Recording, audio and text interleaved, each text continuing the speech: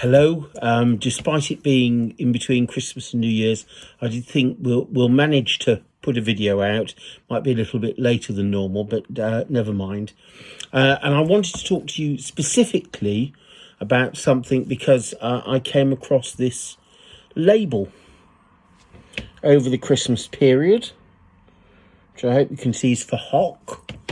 Little rectangular job. And it was sold online, and it was sold as London.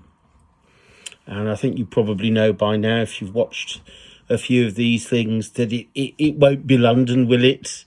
It will turn out to be something more unusual and rare. But how did I spot it? And I could say years and years and years of experience, but it's also a particular attention to one of the hallmarks, which is the line Passant.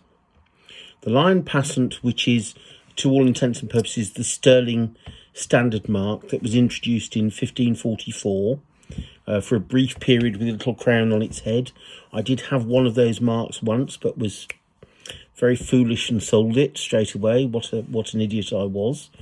And it appears on London silver, and it appears on a lot of provincial silver. Silver made at Exeter, Newcastle, York and Chester. Now, once you get your eye in as to what the London standard mark looks like, and it's a very well cut punch, and we're talking here in terms of period, really the last half of the 18th century going into the 19th century, and it's a little cut cornered punch, and it normally, not always, but normally has a little pip on the bottom, or there are versions later on where you get stub marking, and all stub marking is basically the standard mark and the duty mark are engraved together in a single punch. And it was part of mechanisation. It was part of making it easier to hallmark items and quicker by having 2 or 3 marks all on the same stamp at once and being able to mark those. And that's what we call stub marking. An awareness of this can send up a flare that something may not be London. So in the case of this wine label, all it had, and we'll look at all of these marks in close-up, so don't worry if you can't see them now. All it had were those marks. It had the standard mark, the maker's mark, and the duty mark. Now, so many small pieces of silver are only marked with those punches. So they will omit a town mark. They will omit a date letter. So you're looking at them, and in this case, I had a look at these and I thought, I recognise that line Passant. That is not a London mark. And I recognised it because I've seen a lot of these things immediately as belonging to Newcastle. Now, you don't have to know that straight away. All you have to do is become familiar enough with the London line Passants to know when you're not looking at one.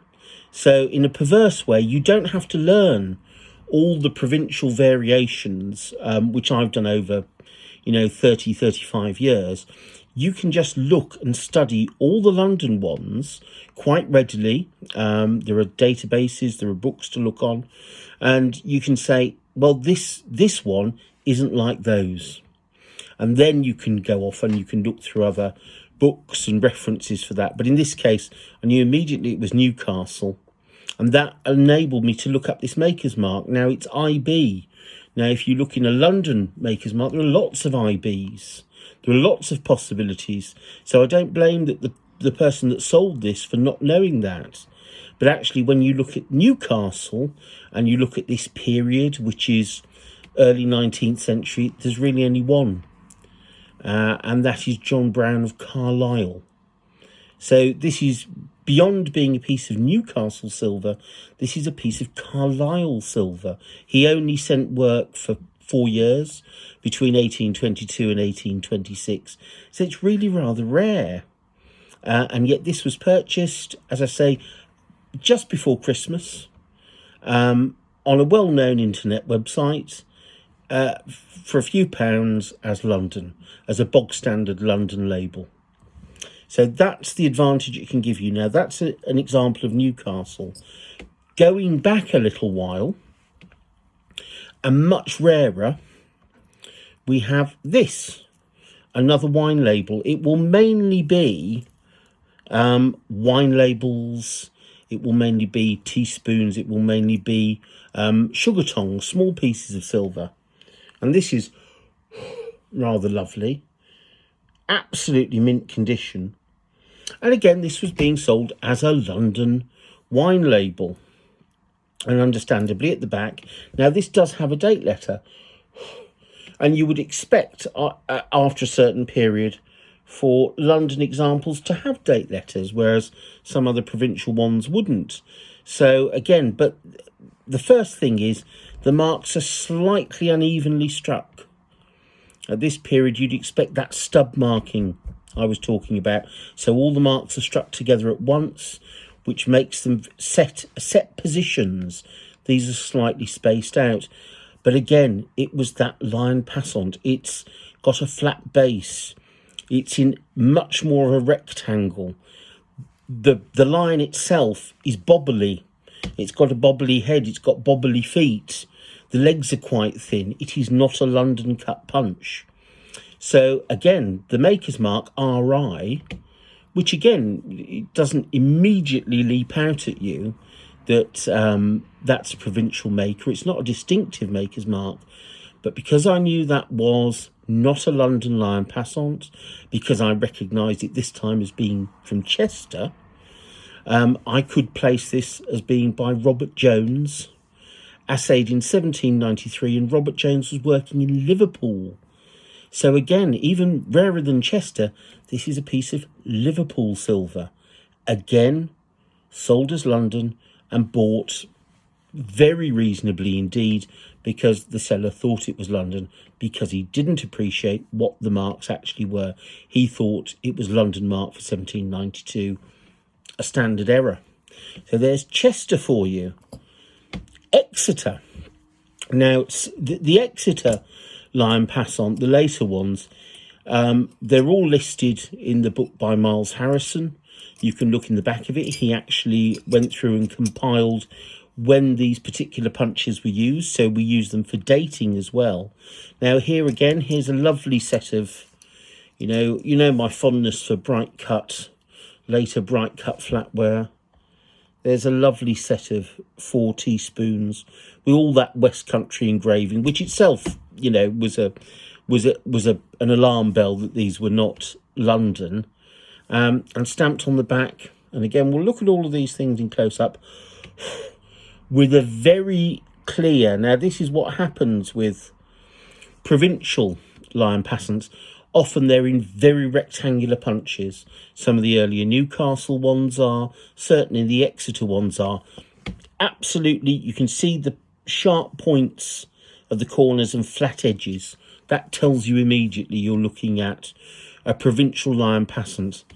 And in this case, very excitingly, not just Exeter, but the maker's mark is IM in script. And again, looking that up, that is for John Manley III of Newton Abbot.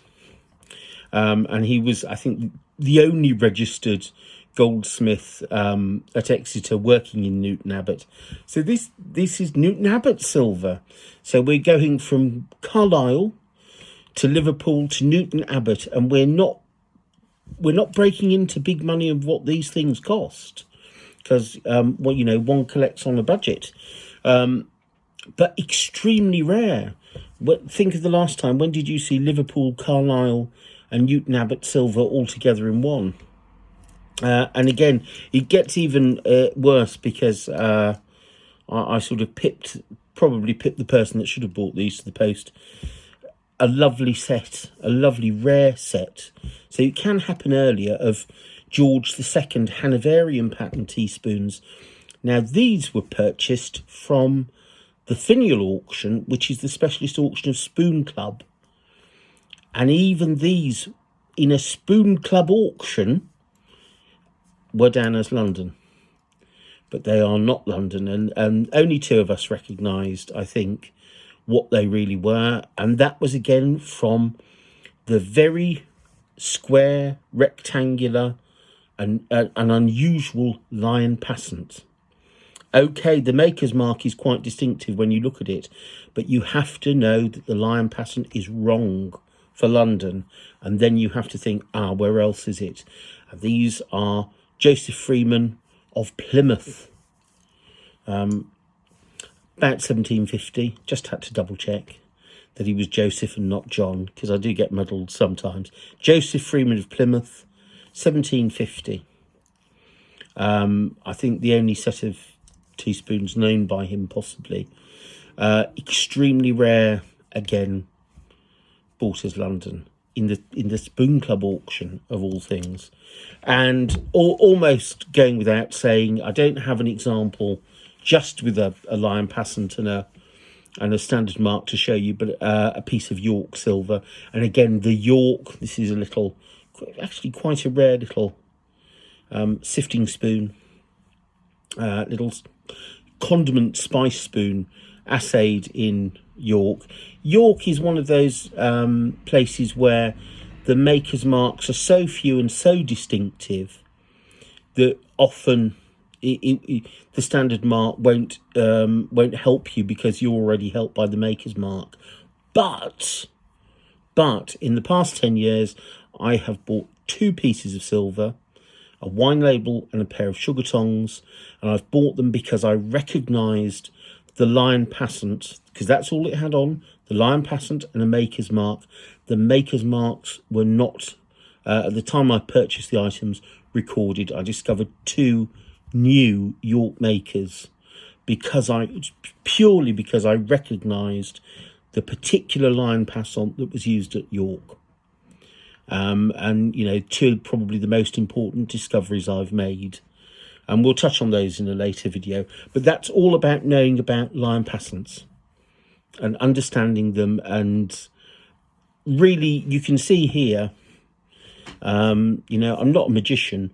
There's a wealth of objects, rare things. Okay, they're only wine labels and teaspoons and little sifting spoons and what have you, and obviously sugar tongs, though I've resisted including a pair of sugar tongs because I know your sugar tong tolerance is severely high with my videos. I do try to keep them out wherever possible. But this is all about knowing about one particular mark and being able to recognise when something isn't London. So we'll look at all of these in close-up, but the best way, the quickest way to work this out, and I probably shouldn't be telling you this, is to really familiarise yourself with the London punches.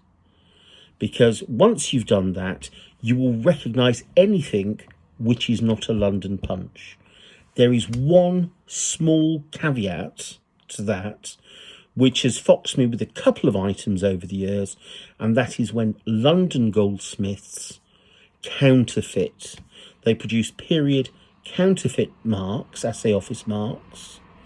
Thomas Lethic Robinson did it on a number of wine labels, one of which I owned many years ago, and it foxed me for years because I just couldn't place the marks until somebody wrote an article saying actually what he was doing, he was doing fakes of London hallmarks, and then it all fit into place.